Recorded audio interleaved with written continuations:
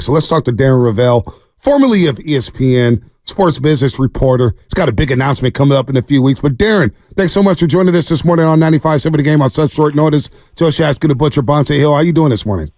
I'm doing very well.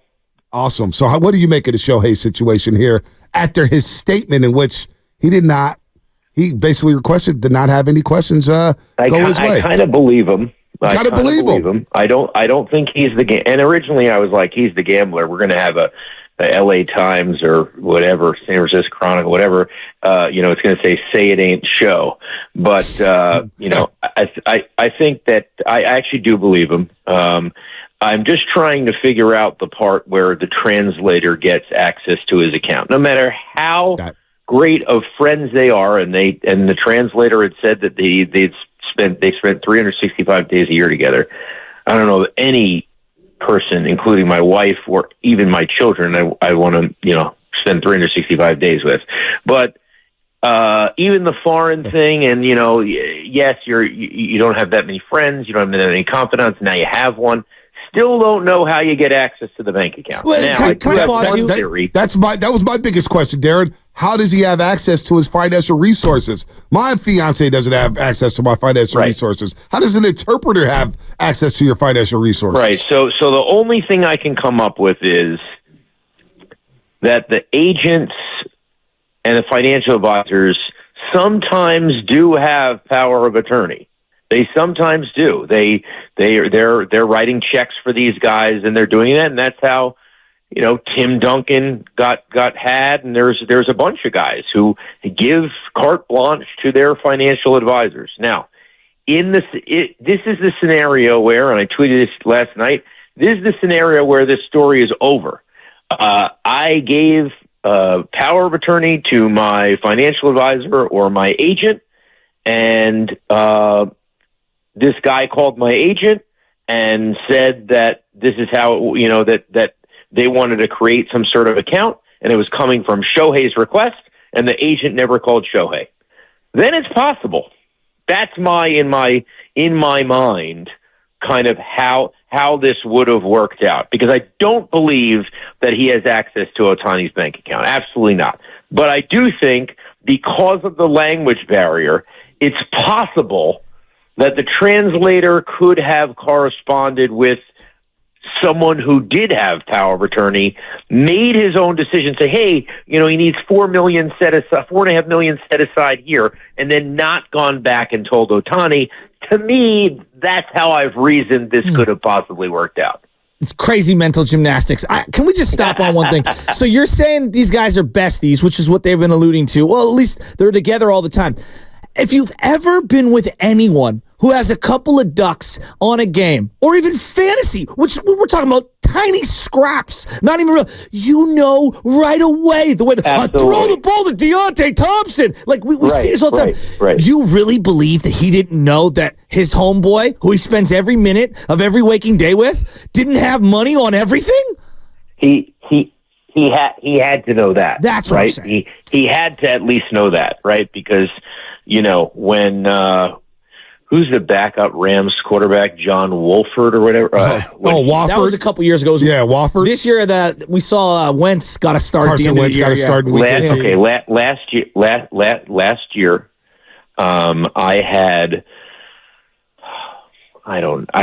a tremendous, I don't do a lot of parlays because parlays aren't winners, but I did do a parlay, and it was to win like $9,000. Yeah.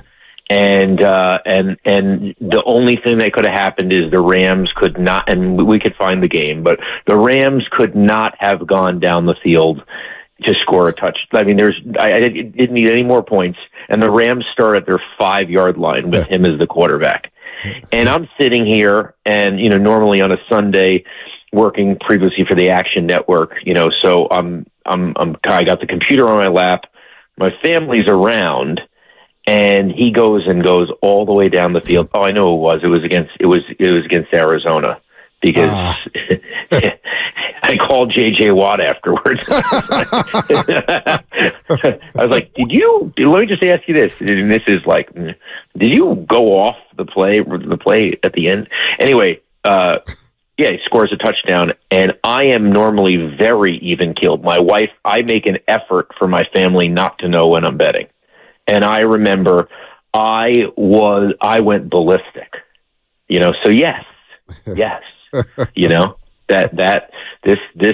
stuff. Yeah. If there's someone who's betting, who's next to you, there's 30 or 50 times a year where they scream out uncontrollably. You're so right about parlays being a lottery ticket. Real ones don't do parlays. I love the live sports, the team totals or whatnot, live in-game action. That's the evolution of gambling to me. But, live is tough, though, because I'm a big live bettor, too. Live is tough because you're up against the algorithm. Yeah. You're up against, so you have to try to get some sort of emotional. I mean, I love live unders because, the computer is going to bet that most people are going to go over. Mm-hmm. So I like to try to go against the grain, but then you're that dude like Princess Bride. You're like, well, that cup doesn't have that poison, so I won't have that. You're just, again, mental gymnastics. Yeah, no doubt. Darren Rovell here on the morning, also 95.7 The Game.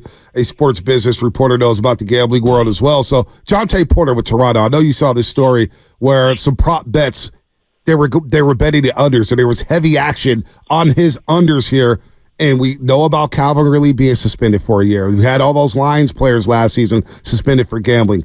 Where is this going? Yeah, but we haven't had a player yet who's done the if it is right. Who's like actually, if it's not him betting, it's his boys betting. Right. Or something. We haven't had the scenario we have not had with a prop is a guy purposely going under, which they can. You can control. So. Often when we talk about gambling, we talk about what's good about the legalized gambling is you're able to tell. And when people say stupid things to me like, oh, that game was rigged, and I'm like, it's impossible to rig the game because there's 800 things that have to go on. Right. And they're not all together, right? They're not all in on this. Right. However, and by the way, teams can't do the unders and but a player certainly can know their prop number, and if he did it for 10 straight, 20 straight games, you might not know because a miss could be in the middle, a miss could be so. It always relies on, and this is why the states have been very careful with props with college players.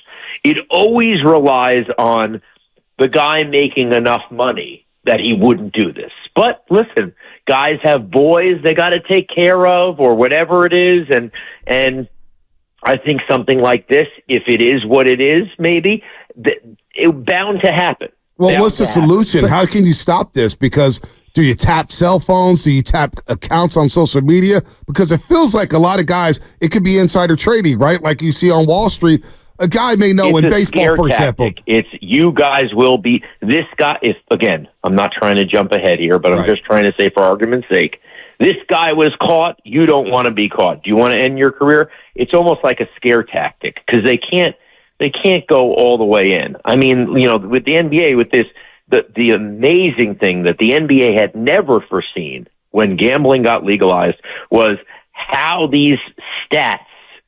Every night, because of these guys trying to take big combo parlays on props, people are screaming, "No, that wasn't a team rebound. That was that guy's rebound." Yeah. And now I don't have 10.5, and now I lost $30,000. Yeah. Like literally every day, I get texts when I was working in the action order. Help me! Let me show you this replay. Clearly, he had two hands. It wasn't a controlled tip. It was a rebound. Wow! Think of how angry we were when Ricky Davis. What's going on? I know. Think about how angry society was when Ricky Davis got the augmented triple-double and everyone lost their minds, and now we're going back and retconning everything. So I would take umbrage just in like, it doesn't matter how much money you make. You can get addicted to anything. Phil Mickelson, Michael Jordan. I mean, these are some of the biggest gamblers on the planet, right? Yep. So I don't think it matters about how much you're making. But if I'm one of the leagues right now, that you've got to be scared beyond belief. You've been grabbing at all the DraftKings gambling money, and now all these guys are going down and being linked to it. How nervous are these sports leagues? I think they're nervous, but I also think they haven't done enough. I mean, have you noticed security is any greater at these games? No, not Because really. I sure haven't. And now again, what are you relying on? You're relying on that the big bettor might have 7 other bets, so he's at a sports bar or at his home. But the big bettor goes to a game. I'm really scared about that.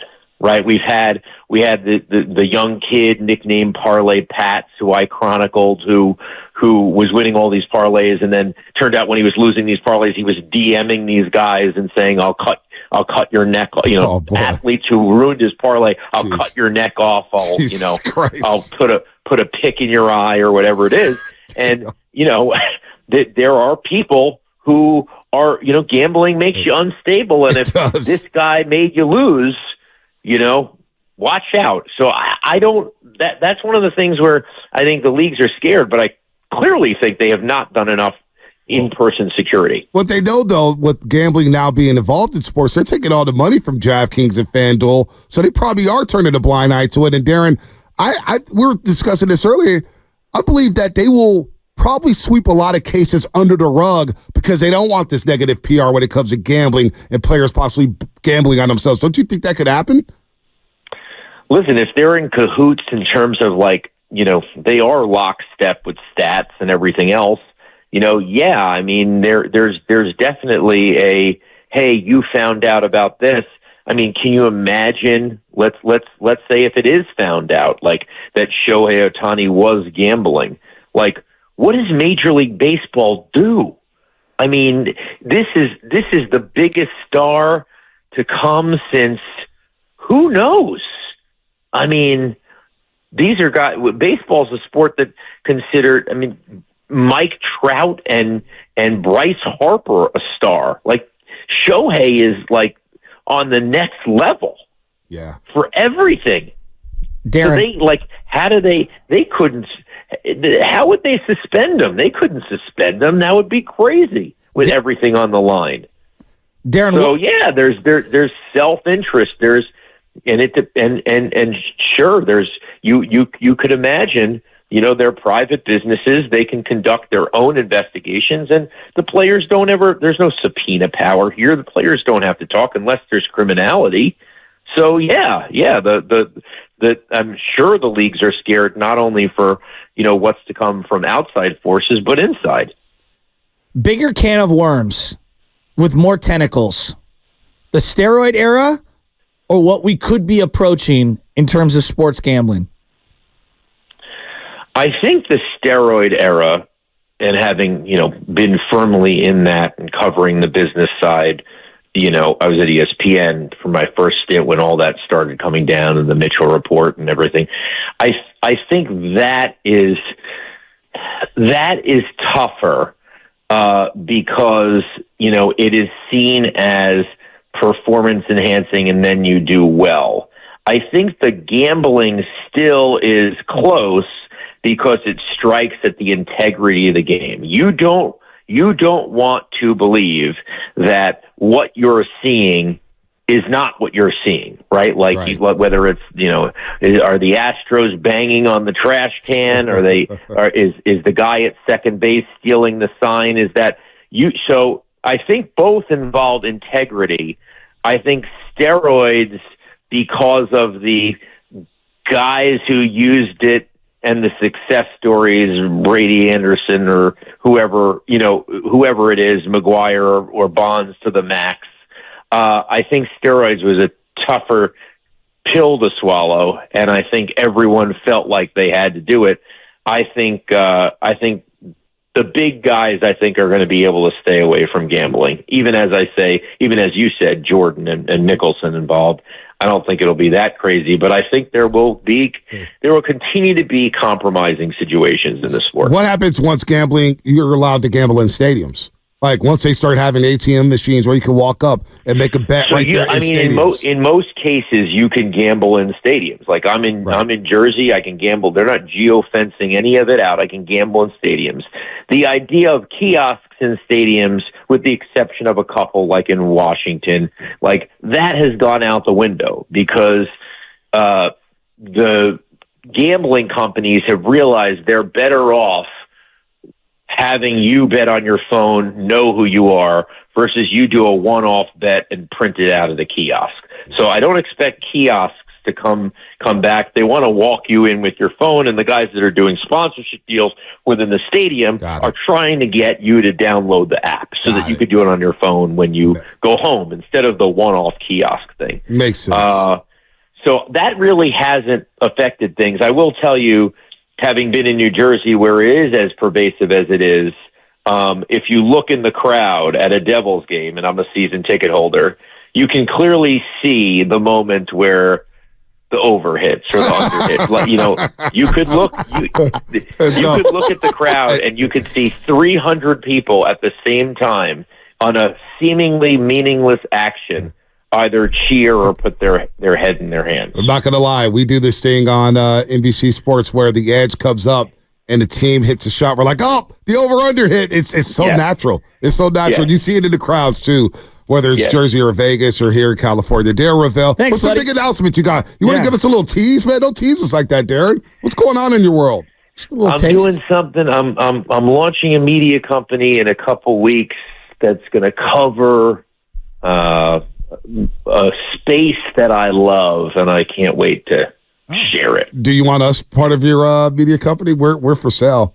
We work part-time. Always for sale. If you got, you're trying to get me to reveal what would be. I'm just trying to keep you on the line, Darren. I have a particular set of skills. I went Liam Neeson on you. Yeah, I'm excited. We're building some offices. We're building studios. I like that. This is like a dream. We're going back to the office. I like that, Darren. I am going back to the office. I don't know if that means, I'm going back to the office because I'm going back to the office, or going back to the office so I could concentrate and not have my screaming twins around my office. Like this work from home thing, I'm done. I'm done with it. I like that. We all need to get out the house, too. Darren Rovell here on the Morning Roast on 95.7 The Game. A lot of good insight there. Thanks for the time. You got it. Take care. Anytime. Former ESPN insider, current sports business insider, and I guess the self-proclaimed king of all things gambling and sports reporting.